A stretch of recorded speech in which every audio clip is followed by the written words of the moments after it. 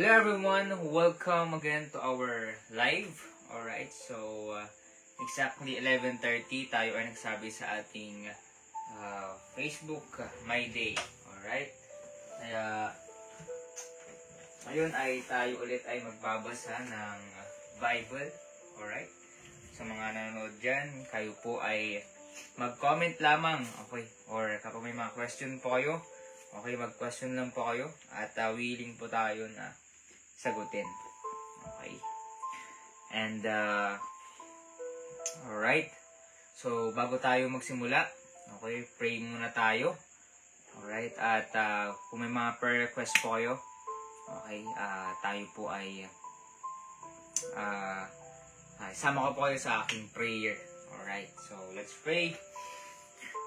Panginoon mapangyarihan sa lahat, salamat po sa gabing nito at kami po ulit ay makapagbasa, Panginoon, ng salita niyo, Panginoon, ng inyong sinulat, Panginoon, at dalangin po namin na mangusap po ang Banal na Espiritu, Panginoon, at patawarin niyo po kami sa aming mga nagawang kasalanan, linisan niyo po ang aming puso-isipan upang kami po ay karapat-dapat sa inyo. Nawa, Panginoon, ay maging pagpapala po ito sa amin at kayo po yung may taas ngayong gabi, Panginoon. Kayo na po yung mangusap, Panginoon, sa bawat isa at gamitin niyo lamang po ako bilang mouthpiece, okay po, at matunghayan po nila ang aking journey sa aking pagbabasa ng Bible. Maging pagpapala po ito, Panginoon. Salamat po sa inyong kabutihan. Ito ang dalangin sa Panginoon Jesus. Amen. Alright, so magandang gabi sa mga nanonood dyan, sa mga bagong pasok lang dyan. Alright, so ngayon, alright, so sako na tayo sa Matthew chapter 26. Alright, Matthew chapter 26 verse 6 to 13 na tayo. Alright, at ang pamagat ng ating babasahin ay binuhusan ng pabango ang ulo ni Jesus. Alright. At sa ating babasahin, ilang verse lang to? 1, 2, 3, 4, 5, 6, 7, 8. 8 verse. Okay. At pipili tayo dito ng lesson. Alright. At magiging blessing sa atin. Alright. So, verse 6, sabi dito, at nang dumating si Jesus sa Betanya, sa bahay ni Simon na kitongin. Verse 7, may isang babaeng lumapit sa kanya na may daladalang sisidlang alabastro na may mamahaling pamahid at ito ay ibinuhos niya sa ulo ni Jesus habang siya ay nakadulog sa hapag. Ngunit nang nakita ito ng kanyang mga alagad, sila ay lubhang nagalit at sinabi, para sa ano ang pag-aaksayang ito? Alright, kung makita natin dito, merong isang babae na nagbuhos ng pabango sa Panginoon, sa kanyang ununan. Alright? At alam niyo po ba, na yung babae na po yun, okay, siya ay nagtrabaho upang maipon at maging sweldo niya yung pabango na yun. I think 1 year niyang pinagpaguran yun. Yung pabango na yun, okay, 1 taon niyang sweldo. Kalain niyo yun, no? Yung pabango na yun, 1 year na salary mo or salary nung isang babae. At ibubuhos lang sa ulo na ng Panginoon. Grabe! What a great faith! Okay? Sa babaeng nagbuhos, alright, ng pabango sa Panginoon. Okay? At ngayon naiyak ako kasi kumbaga kung sacrificial, okay, giving ba yung tawag doon, na magbibigay tayo para sa Panginoon, para sa ministry. Kasi malapit na dumating ang Panginoon. Kumbaga, para sa Panginoon, Kumbaga sana makagawa tayo ng para sa Panginoon. Kumbaga, 1 year na sahod natin. Kaya rin sana natin, di ba? At this is a challenge to us na gawin rin natin, time will come, na yung ating sahod na 1 year, maibigay rin natin sa Panginoon. Itong kwento kasi ay malapit nang mamatay ang Panginoon. Kumbaga, ipapako na siya sa krus, alright? Kaya, nagbigay, okay, ng pabango at ibinuhos doon sa ulunan ng Panginoon. Alright? Kaya, yung babae, hindi nagdalawang isip. Okay? Pero, may mga nakitang mga tao, okay? Especially si Satan. Okay, binulungan, sino? Merong isang disipulo ng Panginoon na nagsabi, na sayang naman. Okay, tuloy natin itong verse 8. Ngunit nang nakita ito ng kanyang mga alagad, okay, sila ay lubhang nagalit na sinasabi, para sa ano ang pag-aaksayang ito? Sapagkat ang pamahid na ito ay maaaring ipagbili sa malaking halaga at maipamigay sa mga dukha. Kalain nyo yun. Sino ba nagsabi nun? Sinabi nun yung isang disipulo ng Panginoon. Okay? Na bakit mo binigay? Bakit mo binasag at ibuhos doon sa ulo ng Panginoon?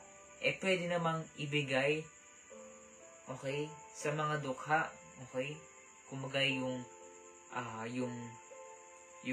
pabango, iti-trade mo siya, okay, para maging pera at ipamigay sa mga dukha. Okay? Kasi, kung makita natin doon, alright, si Dimas, hindi. So, yung isang disipulo ng Panginoon na nagsabi na sayang, okay, na sana sa mga mahirap na lang yan, sana sa akin na lang yan. Ang pinopoint niya dyan is, sana sa akin na lang binigay kaya sa Panginoon. Bakit? Doon nakita ng isang disipulo ng Panginoon na mukhang pera. Okay. Nakakalungkot, no? Na merong isang inalaga ng Panginoon, merong isang disipulo, okay, matagal na nag-church, matagal nang inalagaan sa church, matagal ng member, inalagaan, iningatan, okay, at kumbaga, nag-aral, tinuruan. After that, hindi pala faithful sa Panginoon. Okay? Nagkatrabaho lang. Yumaman lang. Okay? Pumunta ka abroad lang. Kumbaga, wala na. Hindi niya na alam, okay, yung kanyang pinanggalingan. Okay? At minsan, okay, sila ay natatalo. Okay. Minsan, tayo, si Satan, na alis ka na dyan, naluho ka na lang, huwag ka nang mag-tithes, mag-offering, sa'yo na lang. Minsan ganun tayo, di ba? Minsan, tayo ay minsan napakamahal na tayo sa pera. Kagaya ng isang disipulo ng Panginoon na nasasayangan sa pabango na ibinigay ng isang babae. Pero tingnan natin this positive. Okay. Nasabi dito, okay, verse 10, subalit dahil alam ito ni Jesus, sinabi sa kanya, o sinabi sa kanila, bakit nyo binibigyan ng kabalisan ang babae? bakit daw natin, okay, ginajudge yung isang babae na nagbigay sa Panginoon ng pabango. Okay? Bakit niya siya ginajudge? Okay? Sapagkat siya ay gumawa ng mabuting gawa para sa akin o para sa Panginoon. Okay? Dahil ang mga dukha ay palagi niyong nakasama, ngunit ako ay hindi niyo palaging nakakasama. Okay? And verse 12, ang pagbuhos niya ng pamahid na ito sa aking katawan ay ginawa niya para sa paglibing sa akin. Katotohanan ang sinasabi ko sa inyo, saan man sa buong sanlibutan, ipapangaral ang ebanghelyong ito, ang ginawa ng babaeng ito, ay isa-isay din bilang pag-alaala sa kanya. At meron tayong napiling verse dito. Okay. Na sabi sa verse 10, subalit dahil alam ito ni Jesus, sinasabi niya sa kanila, bakit niyo binibigyan ng kabalisan ang babae? Sabi ko, bakit daw natin ginajudge? Or bakit ginajudge na yung isang babae na nagbigay ng pabungo na isang taon niyang sweldo? Okay? Dahil ang mga dukha, sabi dito, sapagkat siya ay gumawa ng mabuting gawa para sa akin o para sa Panginoon. Okay, verse 11, dahil ang mga dukha ay palagi niyong nakasama, ngunit ako ay hindi niyo palaging nakasama. Ang pinapoint dito ng Panginoon ay, bakit kayo nagja-judge? Or bakit hindi man kayo natuwa na yung isang babaeng faithful, ibinigay sa akin yung isang taon niyang sweldo or yung pabango. Diba? Na, sabi ng Panginoon, dahil ang mga dukha ay palagi yung nakasama. May point ang Panginoon. Kasi ang Diyos, nung nagkatawang tao siya ay ipapako na sa krus. Kaya yung isang babaeng faithful, nagbigay ng pabango, ibinigay niya. Lahat. Siguro walang natira sa kanya kasi 1 year yung salary yun eh. Minsan tayo, di ba? Ganun tayo, kumbaga, meron tayong nire-reserve para sa atin. Pero yung isang babae, grabe yung pananampalataya niya. Sabi ng Panginoon, bakit ganyan kayo siguro? Sabi niya, bakit ganyan kayo?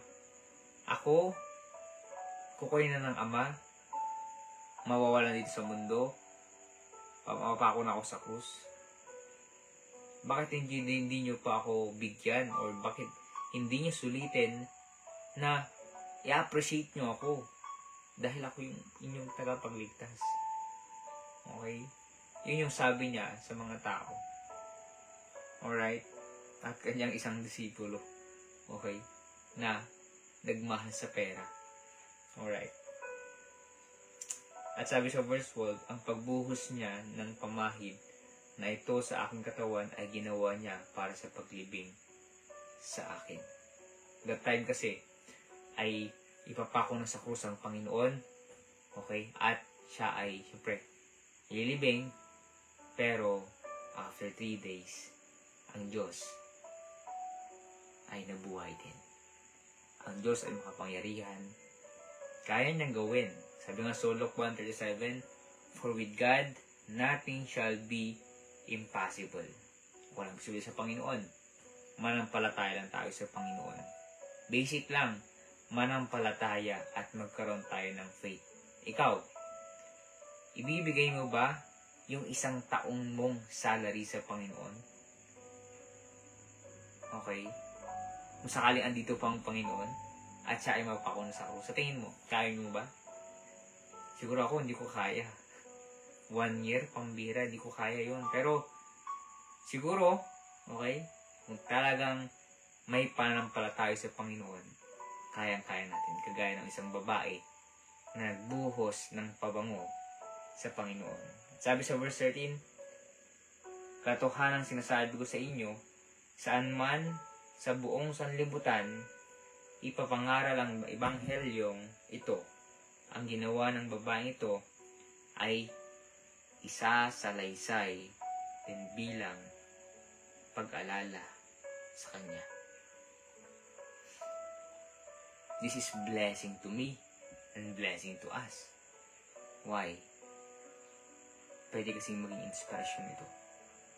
Pwede tayong ma-inspire dahil sa ginawa ng isang babae. Hindi natin alam yung pangalan niya, pero tiyak tayo na merong isang babae na naging faithful na isang niyang sweldo, isang taon niyang sweldo, ibinigay niya sa Panginoon. Salamat sa Panginoon dahil binigyan tayo ng buhay na walang hanggan. Lagi kong inuulit dito sa ating live, kung hindi ka paligtas, hindi mo pa alam kung saan ka mapupunta pag namatay, hindi mo alam kung anong mangyayari sa'yo in the future, hindi mo alam kung paano ka magpapatuloy sa buhay. If you are emotionally damaged, hindi mo na alam gagawin mo, kailangan lang natin ang Panginoon sa buhay natin. Papasukin natin siya sa ating buhay. Paano tayo maliligtas sa impyerno at paano tayo magkakaroon ng buhay na walang hanggan? Ang kailangan lang natin ay tanggapin ang Panginoon bilang Panginoon at tagapagligtas. At magsisi tayo sa ating mga nagawang kasalanan. Kung ngayon, okay, ikaw ay nakikinig, this is the time para tanggapin ng Panginoon bilang tagapagligtas. At this is the time na maligtas sa impyerno. Okay? Tanggapin natin ang Panginoon bilang tagapagligtas. Mag-pray. Pray ka sa Panginoon, humingi ka ng tawad. Mayroong tao dyan sa katabi mo, punta ka sa kwarto, punta ka sa nature, punta ka dun sa walang tao, kausapin mo ang Panginoon. Okay? Panginoon, ako ay nagsisisi sa aking mga kasalanan, tinatanggap kita bilang tagapagligtas. Kayo na pong bahala sa aking kaluluwa. Pinapapasok po kita sa aking buhay. Just we pray, Amen. Napaka-basic lang para magkaroon tayo ng buhay na walang hanggan na sa langit. Mahirap pag sa impyerno tayo napunta. We have no o walang fire exit. Di kagaya dito sa mall, merong fire exit. Alright. Kaya nawa ay lagi nating tignan. Check yung ating salvation. Alright. At sa ating kwento ay napaka lalim. Okay, yung pananampalataya ng isang babae. At nawa ay ganun din tayo. Alright. Kung meron kang pwedeng isang na star dyan, bakit hindi? Why? Pwedeng makatulong yan sa ministry. Send kang star, send kang Gcash. Alam mo ba to? Itong nakalagay dyan. This is our dream church. Nasimulan na napostehan na. Pero, we need cash. We need your support para ma-build ng buo yung aming church or ang ating church. If you want or kinumbig ka ng Panginoon na magbigay yung isang mong taon na sweldo, bakit hindi? Diba? Na pwede kasing pagpalain tayo ng Panginoon. Yung isang babae na nagbuhos ng pabung sa Panginoon na 1 year ng tinanabaho na salary. Posible kung hindi, yan pala ng Panginoon. Diba? Hindi man material things, pero ang pinaka magandang pagpapalang nakuha niya, I think, ay yung kaligtasan sa impyerno. Pero, pwede rin kasing mas pinadami pa yung pabango. Nagkaroon pa siya ng business. Pinayaman siya ng Panginoon, di ba? Kaya kung ikaw, if you want to support your church, you want to support your pastor, support tayo sa ating church, especially sa Panginoon. Maging taos-puso. Tayo nagbibigay. Alright? Kaya, if you want to help me, okay, to raise fund, okay, kung sumumugsan ng star, no problem. Kung wala, no problem. Our goal is what? Our goal is masama kita sa aking journey. At yung pagpapala na aking nakikita, aking nababasa, aking naririnig, ay marinig mo rin. Para maging blessing sa atin. Alright. Salamat kung sino yung mga may question dyan. Alright. Don't forget to ask a question. Okay. At pwede ka rin magtanong ng Gcash number ko. Pwede rin. 0966402321 Edgar Villarreal yung pangalan. Alright. Gusto mong sumuporta. Okay. This ministry. Okay. Okay. Dahil gusto natin na mas mapalawak pa at masalong makapag-share ng Word of God. Madayong makilala sa Panginoon. Okay. Tanggapin siya bilang Panginoon at tagapagligtas. As you can see, okay, may isang kwento dito, napakapan lang, kumbaga. 16 verse lang. Bukas, tatalakayin natin. Ito siya. Okay yun, ito. Ang kanina ito, okay, yung binuhusan ng pabango ng ang ulo ni Jesus. At ngayon, bukas, ay, okay, stay tuned lang kayo. Okay, pwede kayong mag-like, share our Facebook Live or Facebook or ating video. Alright, pwede kayong mag-subscribe sa aking YouTube channel, Mark Navida Viloria. Comment kayo. Alright, at kung gusto nyo yung sumuporta, alright, mag-chat lang kayo. Okay, sa ating Facebook page. Alright, at tomorrow is another day. Today, ano ba ngayon? This is the present. And tomorrow is another day. Right. Thank you sa Panginoon. Okay, so let's pray. Tayo manalangin. Panginoon, salamat po sa inyong kabutihan na napako kayo sa krus para bayaran ang aming kasalanan. Dalangin po namin na lagi po kayong mangusap sa amin. At dalangin po namin na nawa kami po ay 100% ay ligtas. Dalangin po namin na magkaroon ng bunga this media ministry. At kayo po yung maitaas po, Panginoon. Dalangin ko, Panginoon, na kayo na po yung lagi mag-sustain ng aking pamumuhay, Panginoon. Hindi ko alam what's your plan, but I want to share the gospel. Kaya madami pang mga kaluluwang hindi paligtas. Salamat po, Panginoon, sa mga nanonood. Pagpalain niyo po sila, sa mga viewers, mga nagko-comment. Kaya niyo po yung bahala po sa nila na maibalik yung pagpapala po. Kaya po yung may taas, aming buhay. Natin niyo po kami sa pag-uwi. Ito po ang dalangin sa Panginoon Jesus. Amen. Alright. Thank you po sa pagsuporta sa ating live. Alright.